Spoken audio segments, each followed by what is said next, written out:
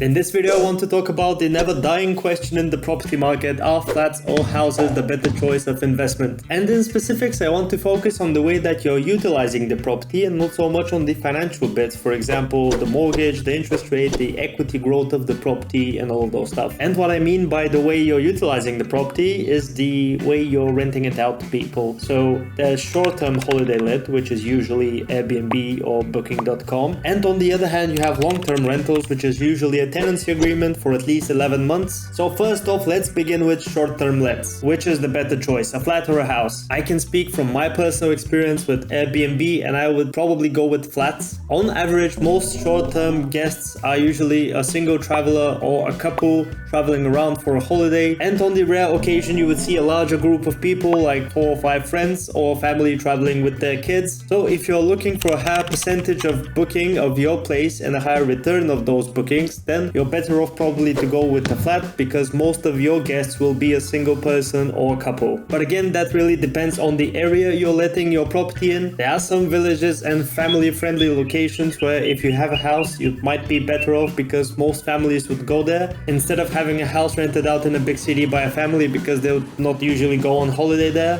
On the other hand, if you have an entire house for a short-term letting, you can ask for a lot more money because you would have more bedrooms in the house, so you can host that larger group of people like friends traveling around. But the house cleaning will cost you 2 or 3 times more than cleaning a flat. And for a moment, if we set aside that the house in general has better equity growth on the property market and that it's a freehold, so you don't pay service charge because you're the landowner, then I would say the winner for short-term letting is the flat and apartment. If you do, however, take into consideration paying ground rent, service charge, and the equity growth, then I would say the house would always be a winner as a property choice. Now case number 2, where we're looking at long-term rentals. The long-term rentals is usually a tenancy agreement where you have tenants in your property for at least 11 months, and both sides, you and the tenants, have signed the contract where each side should notify the other about their intentions to leave the property in at least 1 month's time. You as the property owner have the right to a holding deposit just in case your tenants damage the property or do not pay your rent on time. And another important advantage is the financial forecast and predictability of your rent coming in every month in your bank account. Whereas you don't have that predictability with short-term lets, because you do not know whether next month is going to be a strong one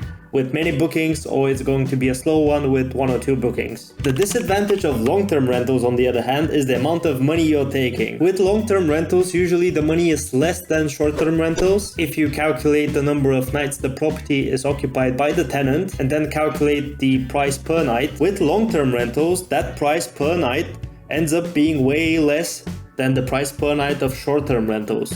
And since you're renting out the property on a long-term basis and you're taking a regular rent, which is less money, then you're better off having a house instead of a flat for 2 main reasons. One is that you don't pay ground rent and service charge, and the second reason is the amount of people you can rent out the house to. One way of doing that is to separate a room into 2 smaller ones, so you end up having 1 extra bedroom, or that you can convert an existing room into another bedroom. So you might turn a 2-bedroom house into a 3-bedroom house and renting it out to more people for more money. You would ask yourself, wouldn't I make more money if I rent out an entire house or each of the rooms separately in the house on Airbnb or Booking.com? And again, it comes down to the occupancy rate, what percentage each month you would have the property occupied, so you're taking home that sweet cash from the short-term lettings. As with all decisions in the investment world, it all boils down to risk. More risk but more gains, or less risky but less gains. I'll tell you what's not risky is clicking on this video because YouTube thinks you really like it. Don't forget to subscribe to the channel, drop a like, and I'll see you in the next one. Goodbye.